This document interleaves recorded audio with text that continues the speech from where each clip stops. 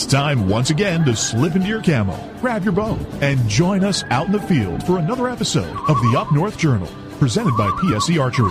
The Up North Journal crew is knocked and ready to rock for another exciting adventure. So let's step outside and hit the trail. This episode is brought to you by PSE Archery, Black Eagle Arrows, Cabelas, Antler Action, Spot Shooter Archery, Tom's Custom Turkey Calls, Family Traditions Tree Stands, and Badass Slingshots. Welcome back to another episode of the Up North Journal, everybody. I'm host Mike Adams, sitting in the cabin tonight with Dan DeFall. What is going on? I'm eager. Eager? What are you eager for? We're supposed to get snow tonight. Oh, yeah, we are. 1 to 3 inches, And you know what that means. Shovel? No, people go instantly crazy and forget how they drove for the last 11 months. Right? Yeah, right on. Absolutely. It is an amazing event that happens, and I'm sure this happens everywhere that has to deal with this. Yeah, The first snowfall is like a whole, like, riding the bike thing again. Yeah. It's like, I forgot how to drive.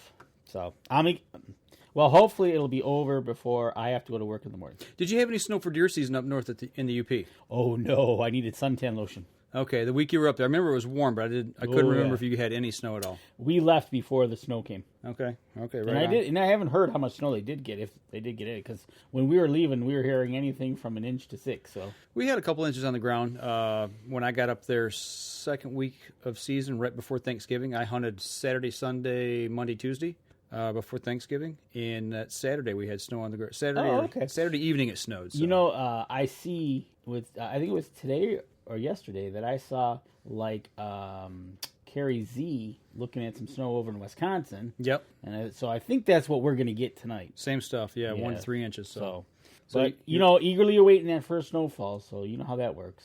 Yeah. Yeah, look at there, man. On Facebook, we're sideways. Yeah, we are. So why don't we fix that? Yeah, why don't you fix that there? Can you turn that? So as Danny takes care of that and steps off Mike for a minute, you know, he did bring me coffee again. This is what, like the third or fourth week in a row you brought coffee for me? I did. Kind of a thing. I appreciate that. I gotta stop at the gas station anyways. All right, that looks a little better. Now we straight up probably. Okay. All right, cool. People there posting on it? No, it's just saying we're spreading the word. Okay, good deal. All right. So what are we going to talk about tonight? Oh man. Well, you know, I was sitting here thinking, did we have fun yesterday? I had a blast. For those of you who haven't been on Facebook and seen what we were doing, we actually went up to Cabelas. And we did a little Christmas shopping. Little promo work for Cabelas. Yeah. Took the cameras up, did a little Christmas cheer, and we're going to be posting that here later on our Facebook page. But, yeah, it was a blast. Got to see Santa, got to see the big fella. Did we not get to see the big guy? Yeah. It's always exciting. But the kids were excited when they showed up. Absolutely, you were. I was. Well, I saw him coming down the aisle. Right on. Posted the picture of how we looked. You know, but, man, you had a cartload of stuff. We were doing the little what are we getting for Christmas this year thing, and you had a cartload. I did. I killed off some Christmas shopping list with cheer. Mm-hmm. So what'd you get? I got some things. Well, you're not going to tell? No, because some people might listen that are actually going to get them. So. Oh, I got you. Okay. Did you buy anything for yourself that you can talk about? Did I buy anything for myself that I could talk about? I did buy another one of those gear bags for less than $10. Mm-hmm. A gear bag. I bought 2 of them before I went hunting, and I used them both, and they were I think they're $8.99. Okay. They're built really well, and I noticed when we were talking to Brad, yeah, he had one. Yeah, he did. Yep. Yeah, store manager's running around with one. Right. So I was like, you know what? For $10, it gives me another piece of something I can carry more stuff in. Absolutely. So they're well built and less than $10. Hey, it makes a good gift, and I bought it for myself. So right on. But no, that was the only thing I think I did buy for myself. So okay, I was actually pretty good. Well, I finally went and did it. I made the purchase, made the big buy. You were there yesterday. You did make the big buy. It barely fit in the shopping cart. Took 2 minutes in the truck to get it home. Yeah, it did. But no, what I'm talking about is my new Cabelas. You all right there, man? You're about ready to fall out of the chair. I'm just fixing. You're still discombobulated. I'm fixing. Hold on, I got to get in the shot here. Kind of makes. You keep talking. All right. So anyway, I bought my half horse carnivore Cabelas meat grinder, and you just keep making noise on the mic over there. Hey, you leave me alone. You did, and that thing was a struggle to get in the cart, let alone having to pick it up so she could scan it. Yeah, and then get it out and put it in the vehicle. Right. Yeah, and then get it home and then get it out of the vehicle and break. The thing's heavy. It seemed that way. I think I could grind a whole cow with that thing, to tell you the truth. I'm pretty sure we're going to grind a whole deer with that thing eventually. At least one. At least one, right? And maybe more. So, yeah, no, you also bought something else. Yes, I did. Something that you... Kind of goes with, if y'all at home watching, it kind of goes along with this right here. You desperately need something to hold more coffee. Yeah, I bought a thermos, a Cabelas thermos. Like you need another item to hold. I didn't know. Back when we had the house fire in 2013, that was one of the things that I did lose.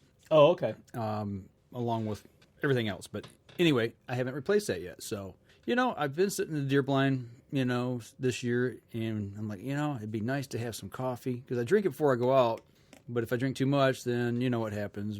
Nature takes its course. Calls. So it'd be nice to have a hot thermos of coffee, be able to have it in my backpack. Nothing real big. I think it holds 24 ounces. Okay. So, I could get two glasses like that. So it'll keep you pepped up all morning. Yeah, keep me on alert, keep me rocking. Absolutely, so, especially if night training by. Yeah, you know what?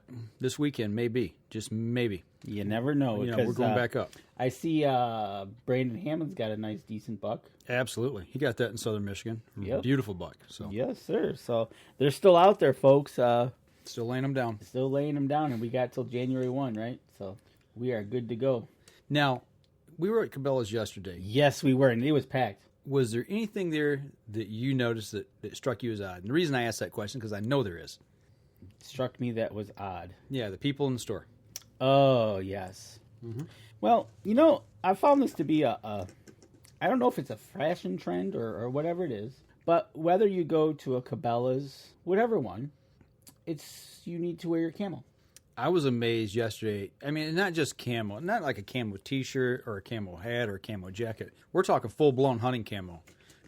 It was like every hunter that was in there felt the need to come in full-blown camo, boots, bibs, jacket, the whole 9 yards, like he had just walked out of the woods. I swear that I saw the two guys.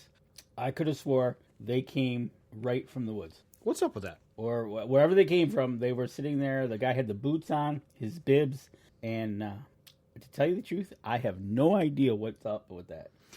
You know how I am about scent control. Oh, they were about that scent control. In the store. Yeah. My hunting gear does not see pretty much the light of day, except when I'm wearing it in the field.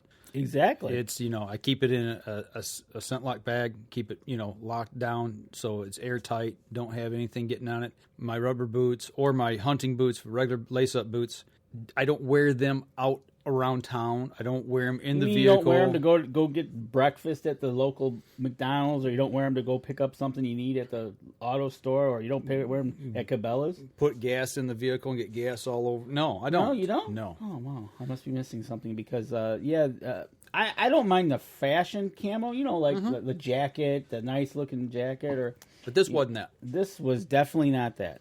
I didn't mind the guy who was walking around in camo who was going to purchase some that was getting his tags, price scanned while he had it on. That was interesting. So somebody had some camo on. They tried it on, and they walked up to the scanner and they walked up to the lady who had the scanner gun. Gotcha. And she was scanning them right on his body. Okay. But he walked out with them, so he put them in his cart, walked out with them. But yeah, it's an interesting facet that I see at more places where it's like, I don't know all the time because I've seen it down at Dundee. I've seen it at the other. I've seen it at all the stores. At all the stores, and it's like, are you wearing your actual hunting gear? Mm-hmm. And some of it, no, you're not. But it's like, well, and sometimes you see them in Hunter's Orange, and that's not a fashion statement. I'm sorry, camo, yeah, okay, but Hunter's Orange is not. I wonder if they have that in.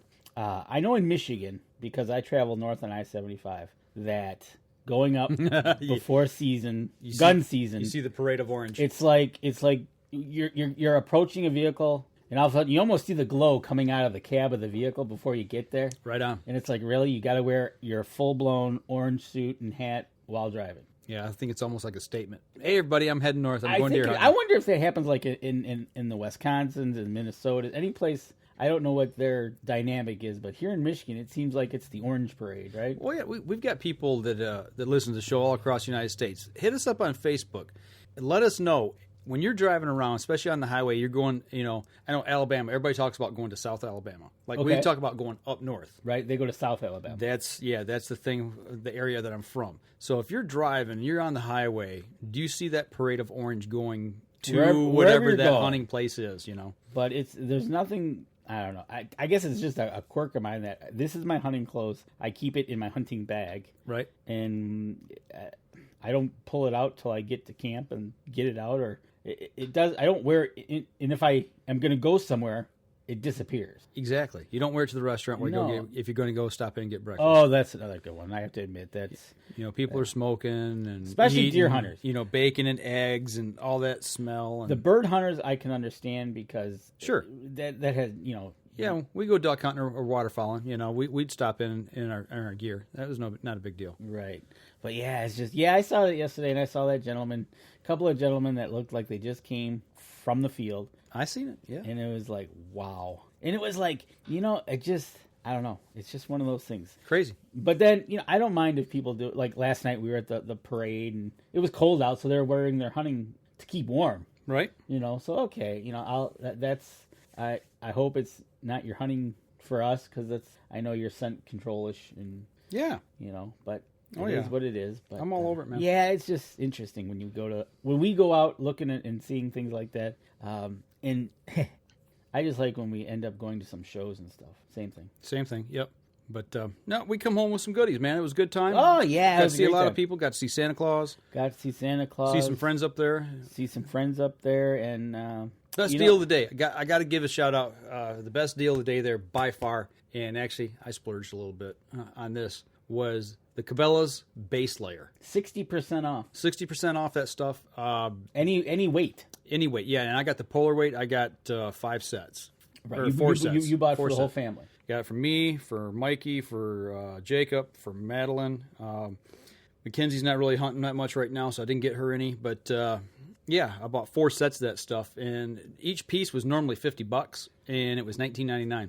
I know. Top, $19.99 for the bottom. So you can't beat that. So that is a good deal. That deal is still going on. I don't know how long it's going. I don't know, but if you get the opportunity, get it, man. It's good. Good stuff. Any weight. So if you wanted a lightweight to a polar weight. Yeah, lightweight, midweight, polar weight. Anything in between. Mm-hmm. So yeah, that's definitely a good buy. There were some other good buys up there as well. They had I don't know if it was just during the 5 hour, but they had their Cabelas that was 50% off their camo. Oh, the zones wear? Yeah.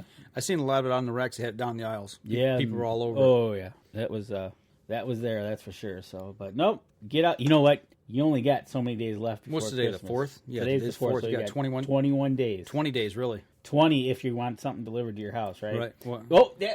Nope. I forgot where I bought that. Now that you mentioned that. I bought the... yeah, you did. Yep. It totally slipped my mind. Woo! But I bought a... Cabelas vacuum sealer. Thank you. I seen the squirrel churning inside your head there. It was like, woo! But they had one that was over $100 off, $110 off. And Deb was there with me, and we looked at it and said, wow. Yep. So we went over there, and of course they were gone. Mm-hmm. And I asked the lady, says, if can we order this online and get the price? She said, yep, we'll overwrite and you can get it. And I said, let's go to the kiosk right now. Yep, get it and take care of it. I love mine, man. I love my vacuum sealer. Yeah. We've been thinking about buying one just for other purposes as well. When, we have leftover foods and stuff. Yeah. Okay, cool. So mine's not a Cabelas brand. Once I burn this one up, I've already burned one up. Oh, have you? Yeah. Oh, yeah. Oh, okay. And once this one gives up the ghost, then I'll get a Cabela one. Yeah. I'll have to get some tips from you because I've never had one. So yeah, they're pretty cool. I like it. I use it for all my deer meat, fish, any waterfowl that the boys get. We take and vacuum seal it. Yeah, we use the Hound out of ours, man. Okay. Yeah. So it works really good. That's cool. So. Well, listen, we're bumping up here on our first break on our record side, so we're going to take a step outside and take our first break. I shoot PSE because I like one pin to 40 yards. I shoot PSE for the perfect combination of feel and performance. I shoot PSE because you can shoot lighter poundage and increase arrow speed. I shoot PSE for the fastest bows on the planet. I shoot PSE because my livelihood depends on my bow. I shoot PSE because better engineering makes a better bow. I shoot PSE. I shoot PSE. I choose PSE. I choose PSE. Experience PSE. Experience performance. We know the future of hunting depends on our nation's youth. But did you know that in many states, it's illegal for you to take your son or daughter hunting until the age of 12 or even older? As a result, we have fewer young hunters, and the Families Afield program is designed to eliminate those barriers. Hunting is safe, and the safest hunters afield are young people with adult mentors. Visit our website at familiesafield.org to find out how you can bring more families afield.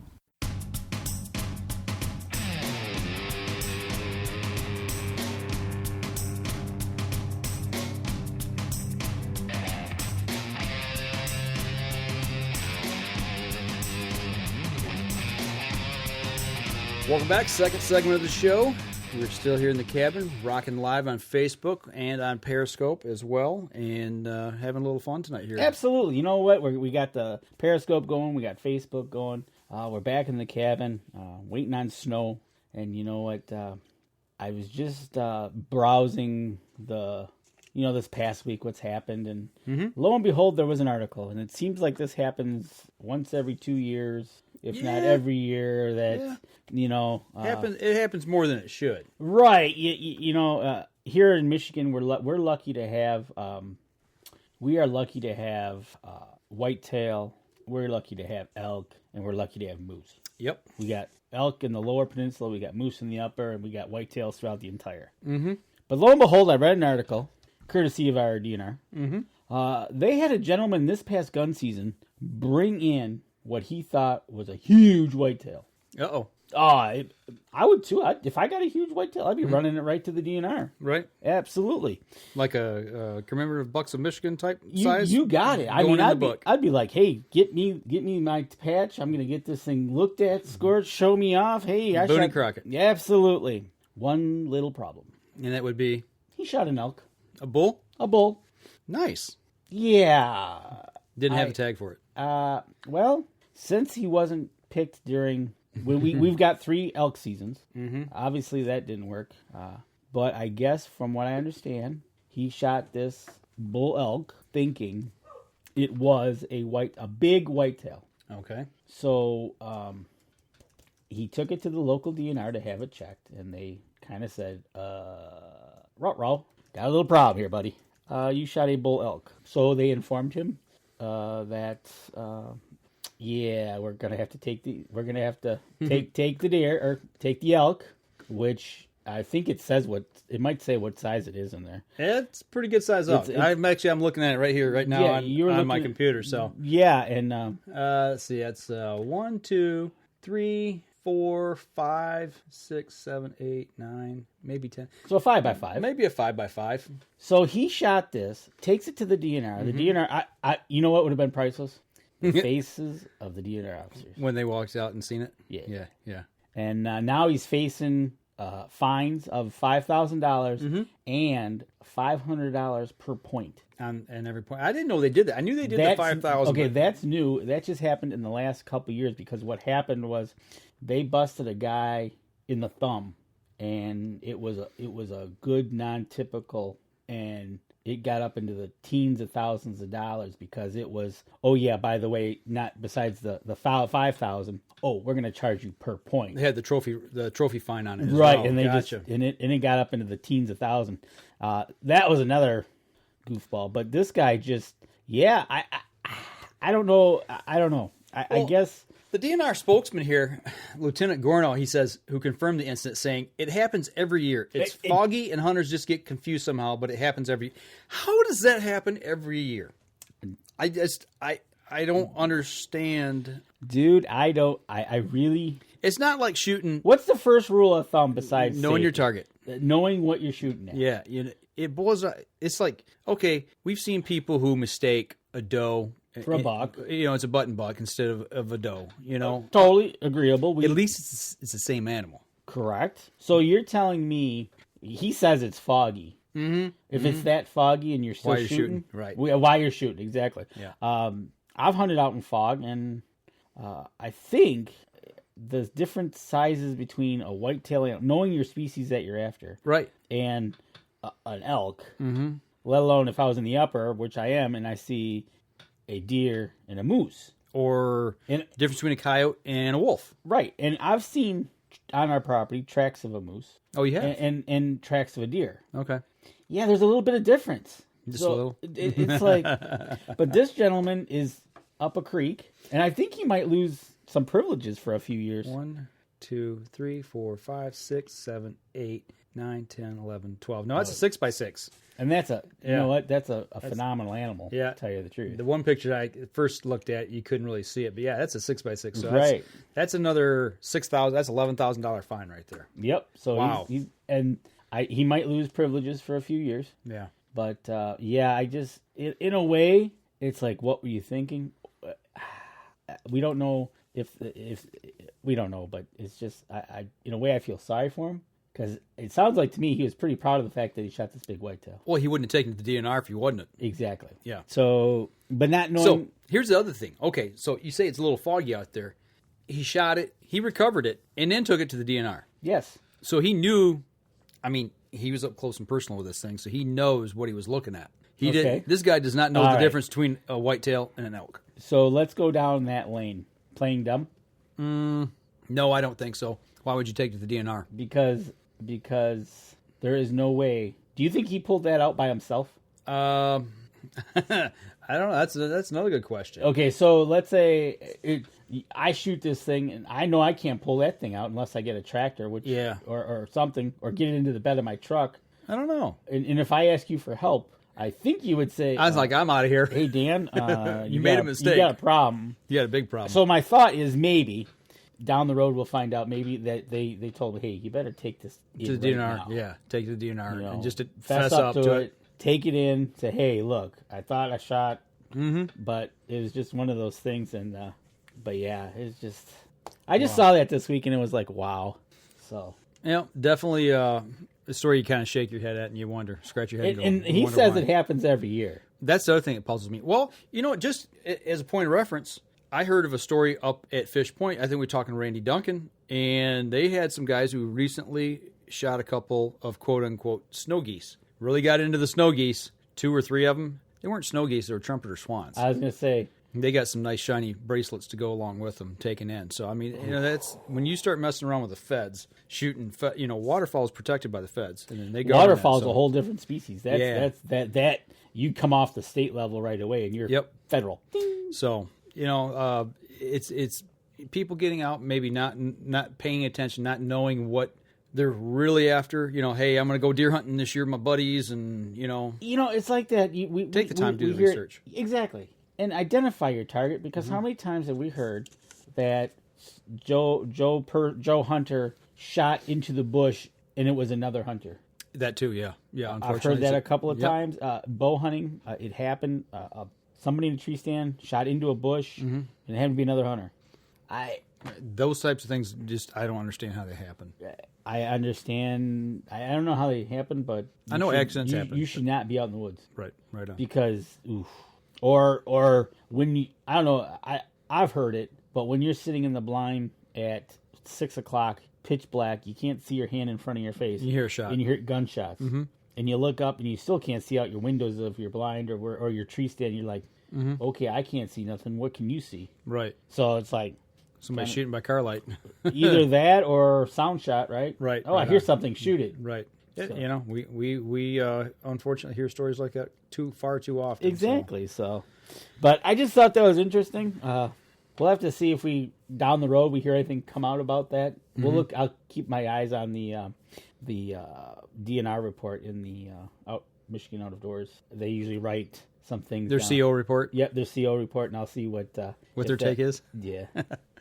All right. Well, I'll tell you what, we're running up here close to our second break. Why don't we go ahead and take a break, because we got a couple other things we want to talk about, and it might take a little time, so let's save that, and we'll push that back here to the end of the show.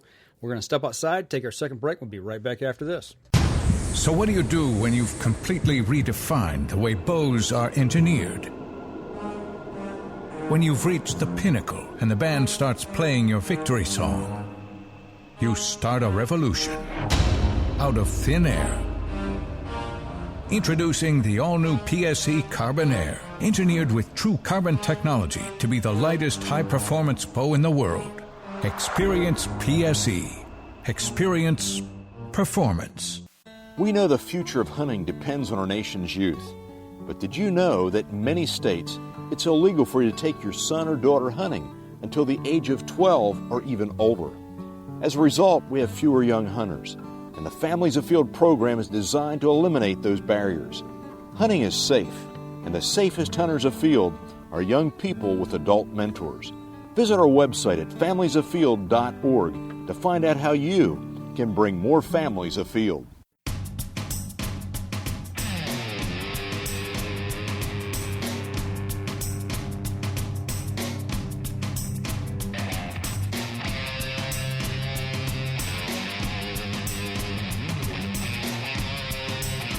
Welcome back to the third segment of the Up North Journal podcast. Hey, when you when you left the cabin, did you look out the window? No. Oh, just wondering if it's snowing yet. Well, look out, right there. I can't see. You got too much, not enough light. Or porch lights on. Can't see. I got flashback from the windows.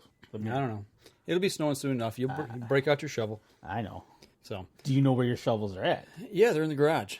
Okay. Yeah. All right. Snow blower's there too. Yep, I fired mine up. I haven't got mine fired up yet. I fired it up. I'm like, all right. Won't be long. We're going to need them, that's for sure. Yep. Hey, did you hear about that kitty cat out in California? Yes, I did. Should I get the soapbox out? You want me to read the story first? Read the story so our listeners and viewers can know what we're talking about. Because it's pretty short here. We make this really quick. But basically, there was a rancher out in California. He had some alpacas. Shears them for the, is it fur? What do they have on them? Hair? Alpacas? Hair? Alpaca hair.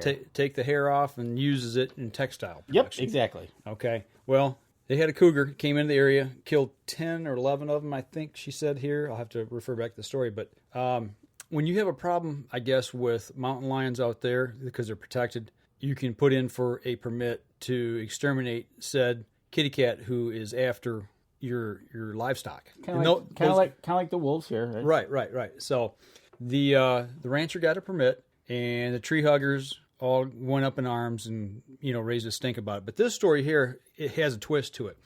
The rancher who obtained a permit to kill a mountain lion believed to have slaughtered some of her alpaca in the Santa Monica Mountains said Thursday that she would not have pulled the trigger. The point was never to kill the animal, she said, during a news conference at her Malibu Hills home. Malibu Hills, man, that's must be a nice place. Home amid a backdrop of more than a dozen alpaca spared by the cat, believed to be. They got this thing. It's got a transmitter collar on it. Oh, okay. And they know the cat is P45. Okay.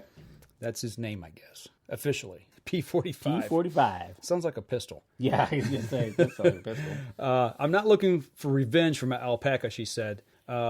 She said this other person says uses the fur for the alpaca to make scarves. Also lost 10 of the animals on her property to a mountain lion on Saturday. So that's two different places it's been hit. The fourth such attack on animals in the last year. The plight of the mountain lion has drawn national attention ever since the rancher obtained a state permit earlier this week to kill the animal, suspected of tearing apart 10 alpaca on her property. The California Department of Fish and Wildlife issued a temporary depredation order allowing the property owner to shoot whatever big cat had been killing animals if it came near the site again.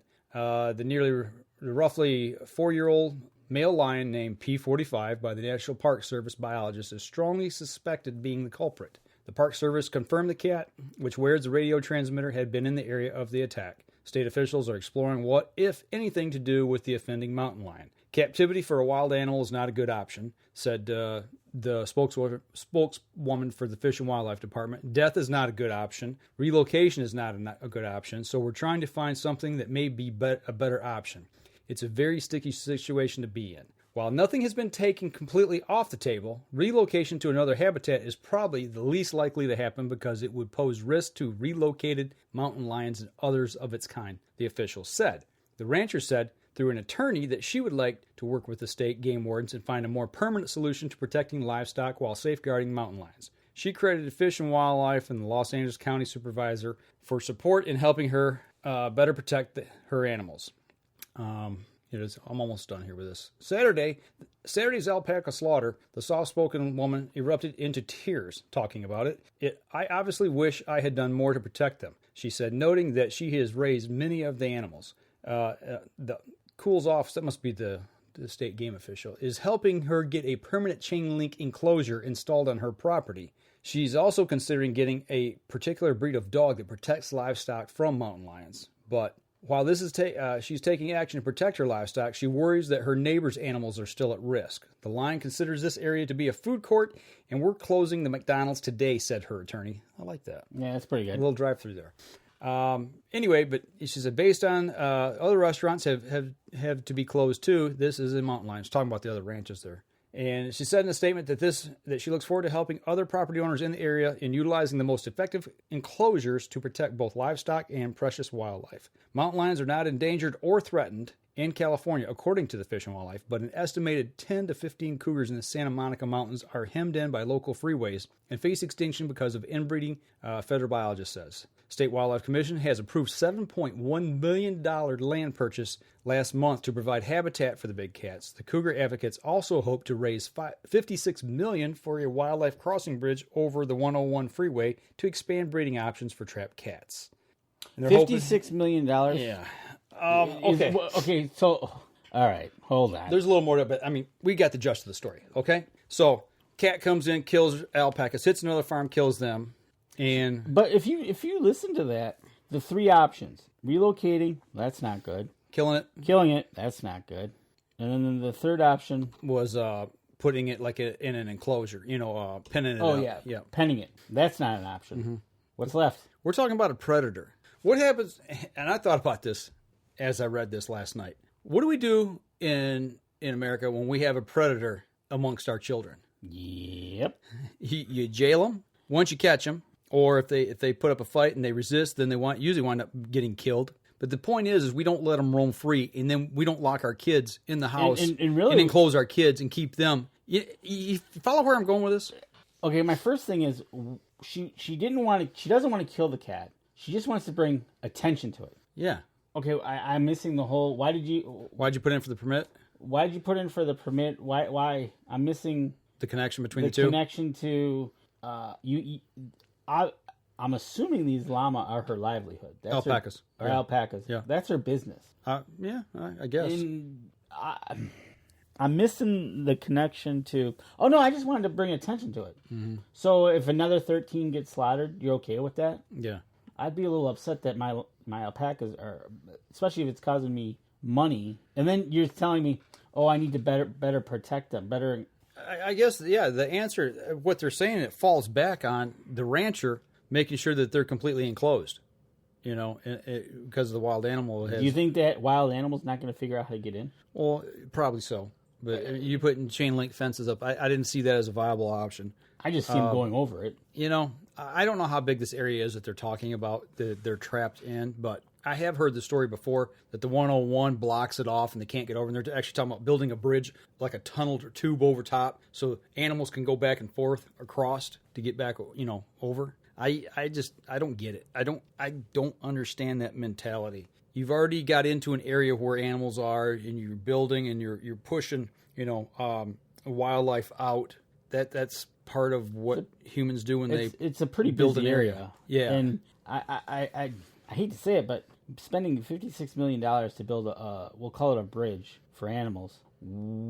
How do they know they're going to use the bridge? Well, that's the other thing. Do they put signs? Yeah.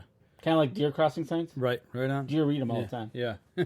But no, it's I don't know, that's an interesting concept that she says she just wanted to raise awareness. Yeah, I don't understand why she went and got the permit unless she was going to kill it. Maybe that was her answer because she received so much flack over it. I was just about to say, I wonder how much.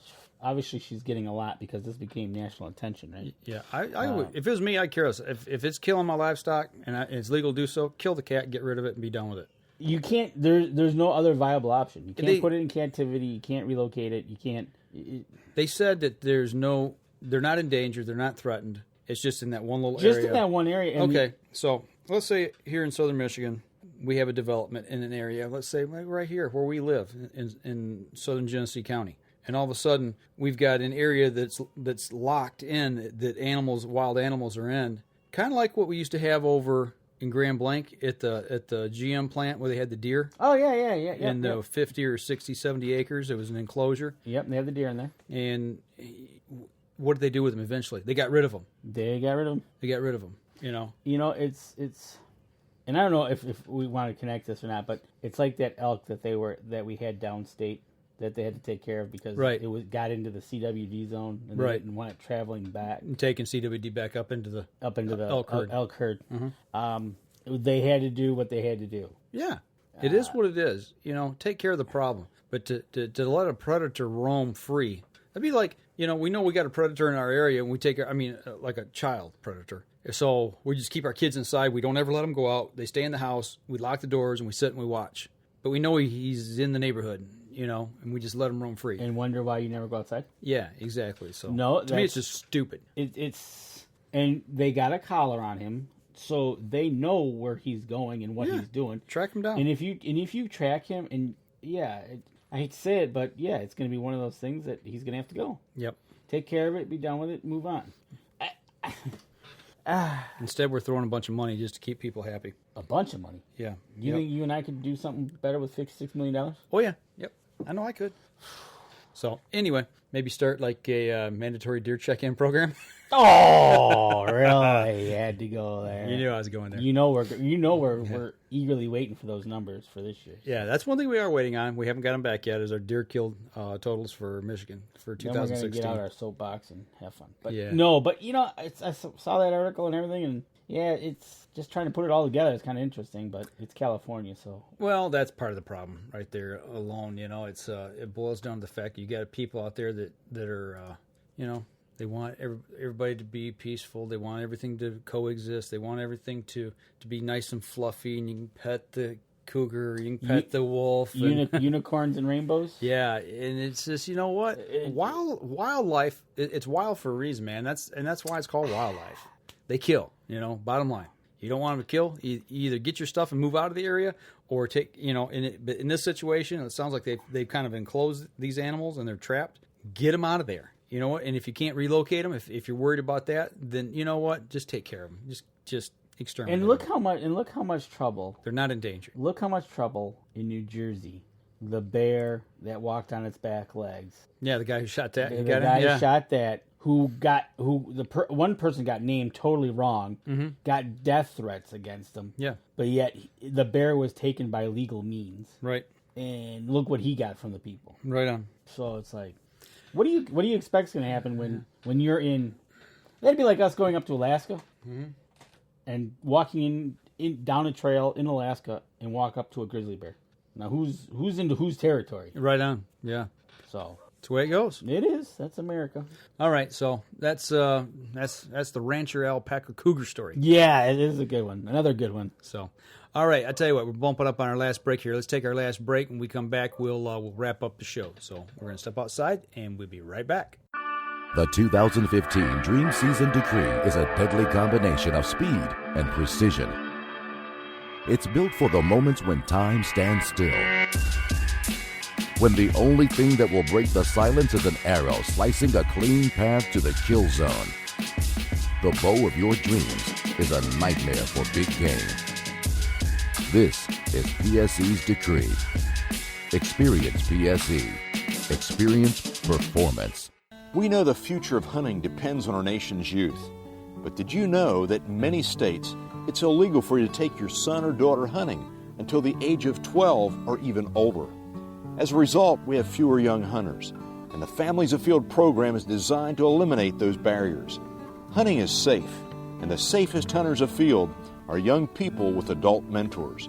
Visit our website at familiesafield.org to find out how you can bring more families afield.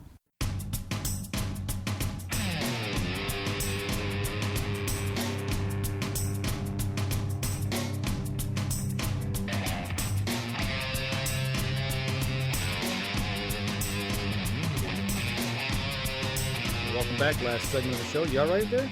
Oh, got a little twinge in the neck there. You falling apart, old man? Slower than you are. Yeah, I am falling apart. All right, so here we are, last segment of the show. What do you got? Talked about cougars. We've talked about elk. talked about camo? I don't know. I went out and shot some muzzleloaders today. And it is muzzleloader season. Yes, it is. Friday, did it start? I think so, December 1st. Okay, it started December 1st. Yeah, here in Michigan. There's 3 different zones, and to tell you the truth, the way they work out, all... I did not hear a muzzleloader today, because you can usually tell. Mm-hmm. Is there a late goose season going on? Goose season probably is still okay. running, yeah. Okay, then that was probably goose. It was too quick. So there was probably goose hunting then. That's probably what that was. Okay. You saw some goose when we were driving up. Yeah, there was a flight of about 30 yesterday when we were heading up to Cabelas, flying through the air. So, yeah, that's still going on. But, yeah, I'm concentrating on muzzleloader season right now. All right. You went to the range today. Yeah. You hit the paper. Yeah, hit the paper. Sweet. Yep, got it on paper at 100 yards. Got one dialed in real well. Got another one that's, it's pretty close. Close enough? Yeah. Close enough for deer? I had a problem. You had a problem. Was it a big problem? Quit firing. It quit firing? Yeah, kind of like last year on that buck. It went click? It went pow, but it didn't go pow bang. Oh, that's not good. Yeah, the cap went off, but and I tried cleaning the nipple on the end of the back end of the barrel. Right. Yeah, it just and when I'm sighting in a muzzleloader. Which muzzleloaders do you have? I have 2 Remington inline Model 700s. And those are muzzleloaders. Pretty sweet, I have to say. I like them, but last year I did have a problem with one, and it's actually, I don't know if it's the same one that I had a problem with last year or not. They're both identical. Yep. They got the same scope on the whole 9 yards, and the only difference is the serial number, truthfully. Okay. So my dad's got, I got my dad's. He left it here with me. We've got him in the safe, and, that's what we use. Right. So, yeah, I can't tell the difference between the two. But anyway, last year, if you go back to last year, about this time, I went up north and had a big 8-point in front of me. It had about 100 yards, 125 yards. And same thing, when I got up that morning to go out, that was the very first morning, loaded it and didn't think. And after I loaded it, I went, oh, no. Because you're supposed to, before you load them, put a primer on and pull the trigger and set the primer off to make sure you've got a clear nipple. Yep, it clears out the nipple and any residue that might be there before you load the gun. Yep, and I forgot to do that. And once I did it, I'm like, well, it's clean. I cleaned it. It should be good. No problem. Got out there. Yeah, it went pop. It didn't go bang. So luckily I had another one with me last year, so I just put that one in the case, and that was into that. But anyway, got out there today, got them loaded up, got out there, and the first one I shot, it was left to right was good. Or no, I take it back. Level was good, but left to right, it was shooting right just a little bit. So, so I started working on it, and by the third shot is when it just said, oh, I'm done. So it was after the third time I loaded it. Really? Now, when I'm out there shooting, what I typically do, I'll shoot, and then I'll run a wet patch with bore solvent on it down the barrel and clean it. And just a quick down, a couple times, and boom, it's out. Just to get all the fouling and all the crud out of it. So that way I've got a more consistent shot pattern every time I fire to try to dial this in. Now, after you do that, do you fire a cap? No. Okay. Nope. All right. But the one thing I did different this time, and after I did it, I realized what I had done. And normally I take the patch, put the patch in my hand, pour the bore solvent on it, put it over top of the barrel, ram it down, and then pop it out. Okay. This time I had the patch in my hand, and I'm talking with Madeline. She went with me. We're talking, I'm showing her some stuff, and I put a couple drops down the barrel. I'm like, oh, okay, wait, put it on there. And then, so I had put bore solvent down the barrel. And what it did, when I pulled everything apart tonight, what I found was when I did that, all the fouling and all the residue went to the end of the barrel. Went to the end of the barrel, and it was wet. When I pulled the nipple off the back of it, when I got home, it was wet, and it had fouling in it. Yep. And even so, even after I tried shooting, I don't know, I think 4, maybe even 5 caps through it, trying to set the thing off. I've got a safety pin in my in my pack, and it's straight. I mean, it's probably, I don't know what, 2.5 inches long. Mm-hmm. And I took it and went into the nipple all the way and back out, and it still wouldn't fire. Really? Yeah. After that, so that's when I just said, you know what, lay it on the table, point it down range, let it sit there, in case it did cook off. Huh. But I just left it set until we got ready to leave, and that was, I don't know, an hour later. And then it fired? No. Oh, No. I brought it home and pulled everything apart. Oh, okay. Yeah, they're all clean, ready to go. But the other one, I worked on. The first shot was pretty close to level, and it was shooting to the right. So I was thinking I had to go right and was talking to Madeline, even though I was right, and I went the opposite way of what I was supposed to go. Oh, so you were further right. Or actually, no, I take it back. Not the first time. I went too far to the left. Oh, okay. And then I knew I had to come back right, but I went even further left on the third adjustment. And I'm like, well, why did that happen? And I'm sitting there and I'm scratching my head thinking, I'm like, you need to quit talking so much and pay attention to what you're doing and making sure you're turning things the right way. So it took me a couple extra times to make sure I was doing what I needed to do. You know, when it's funny. Try and teach her. Try and teach her things. It's funny when you say that. When you're in a rush to do things, I did that rushing to get that bow ready that I got in October. Okay. Because I got it set up and I had a week to get it ready before I went up to the UP. Mm-hmm. And I kind of did almost the same thing. I got it all together. I started shooting, started adjusting, and I'm like, wait a minute, what am I doing? I'm doing something wrong here. Right. And like you said, step back, think it through, and went, oh, you goofball. So, it happens. It happens. It does. And that's why it's good to get out before get it all taken care of before you get out there, because it's like those wonderful people that are out there day before season shooting. Right, and then you got a problem. Then you're like, uh-oh, what do I do? Exactly. It's like, how do I fix this? Yeah. So, yeah, it was just, well, I'm glad you got them out. I'm glad you got them shot, sighted in. Yep. So then next weekend, it'll be bang, bang. I hope so. That'd be cool. Pop, bang. Cool. Pop, bang. Yeah, click, bang, right? Click, bang, yep. That's what I'm hoping. Tell you what, it's the modernization of the muzzleloader has been insane kind of thing. It has, because I actually shot, I used to have an old Thompson Hawkins replica. It was a side hammer with a nipple, the side nipple on it, and you'd shoot round balls and that. You could shoot sabots, but when I first started learning, I was shooting round ball. And, those things, I had a hard time with that. I really had a hard time shooting, and I actually shot a deer at close range and spined her. And then you having to play like, Civil War guys, quick reload, ram a ball and patch down, put a cap on, walk over and dispatch it. And I felt so bad. I said, I'll never, ever do this again to a deer. And I never used that gun again because of that. And that's when we got the inlines. And with those, it's funny. You've got the very old ones with the fine powder in the pan, flintlocks. Yep, the flintlocks. Then you've got the side locks. And each one gets a little bit better, until you get to the Remington with the inline, which are just... But you're still having issues. Yeah, I really don't like the scopes I got on them either. I feel like every year I'm chasing things with them. And you really haven't messed with them enough. No. That you should they really be you chasing them? No. It shouldn't be any issues, because last year when I got done hunting, clean them, put them away. That was it. Right. They were done, Until you pulled them up till you went to the range, right? To go back to re-verify the fact that, are they on or not on. I'm going to get some Vortex scopes and put on them, when I can afford to get a couple extra ones and put them on. Right now I'm just biding my time, but... And the scopes you have will do. It's just... Yeah, they're on. Should you be chasing it every year? It's not like you threw them down and... No, and when I say chasing, I'm talking... 2 or 3 inches, but still 2 or 3 inches at 100 yards. Right.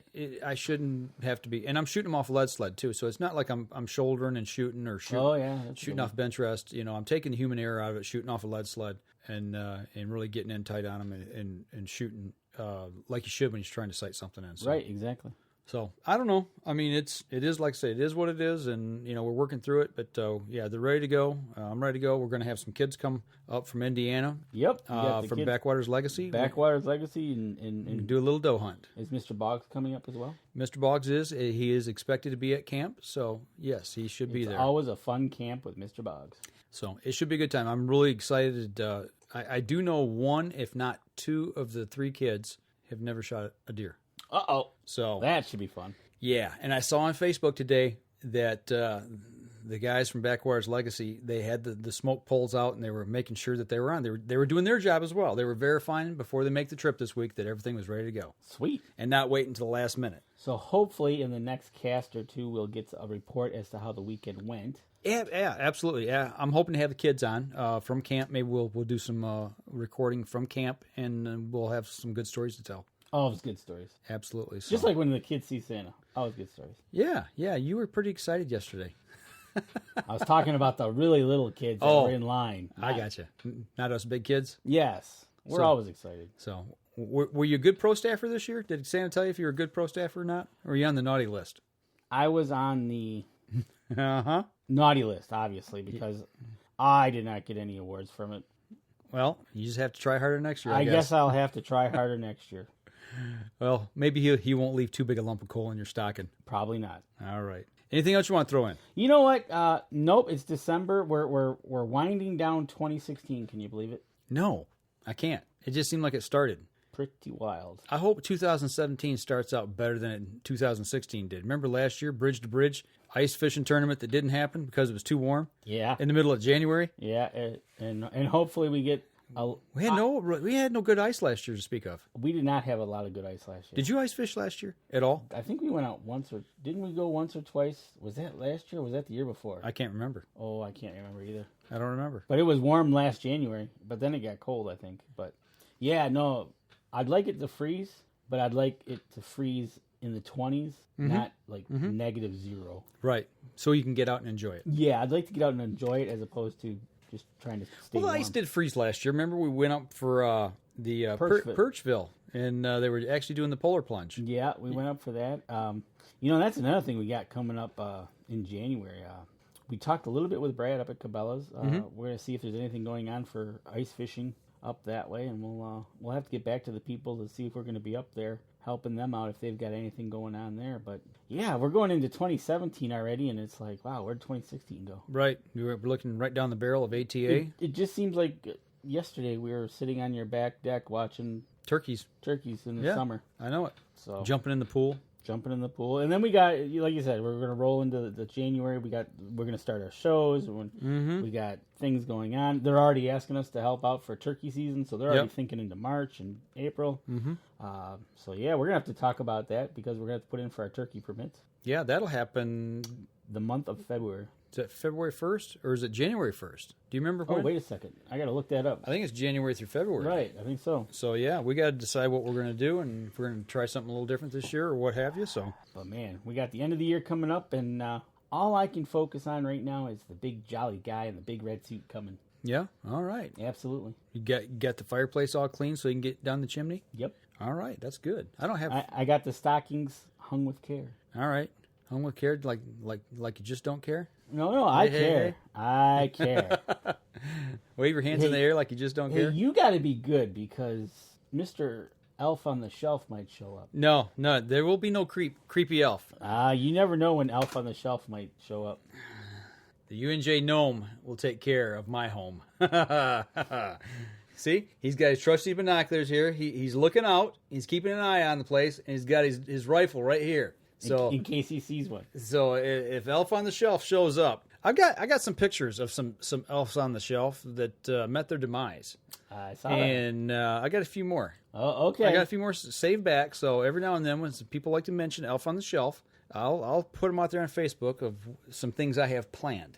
So there you go, Christopher. I know you're probably going to listen to the show here during the week. Leroy's safe, long as Leroy doesn't come over. Just keep Leroy safe and away from Mr. Mike, and we'll be all right. That's right. So the Duncans will be okay. He's got to keep him over on that side of the county, over by his house. That's what. Keep him on that side of town. Right. Don't bring him over here because I don't want Mrs. Duncan, Mama Duncan, Randy's mom, after me. Oh, I've seen some of those things you've walked into her with her. Yeah, Randy threw me under the bus last week. So yes, you did. He just sat back and watched. Yeah. So, but some other things. Stay tuned for. We got a couple videos we're going to put out this week. Yeah, stay tuned for our Christmas videos. Yeah, we did some Christmas stuff up at Cabelas. We're going to release that this week, and hopefully we have some other stuff coming down the pipe here we can talk about later. That we'll get you in the mood, kind of set the tone. We got to clean up 2016 and kick off 2017. Absolutely. So, anything else? No, that's it. All right. Well, next week we'll be at Doe Camp with the kids. We'll be at Doe Camp with Backwater Legacies. Yeah, so hopefully we'll have some good stuff to report from that trip. And you guys, if you're out there on the water, whether it be hard or soft water, depending on how far north or south you are, be safe out there, especially if we're in that transition time. And if you're still out there hunting, whether you're chasing waterfowl, whether you're chasing deer, what have you, we talked about a couple things that happened here. Just be careful. Yep, be careful. Just be careful, people, and know your target. Know your target. Know what's behind it, and then be safe out there. So that's right. All right, that'll do it for us this week. This episode was brought to you by PSE Archery, Black Eagle Arrows, Cabelas, antler action, spot shooter archery, Tom's custom turkey calls, family traditions tree stands, and badass slingshots. Thanks for listening, and join us again here next week. Until then, remember, as we always like to say, if you're out on the water or in the woods, shoot straight and be safe until next week on the Up North Journal.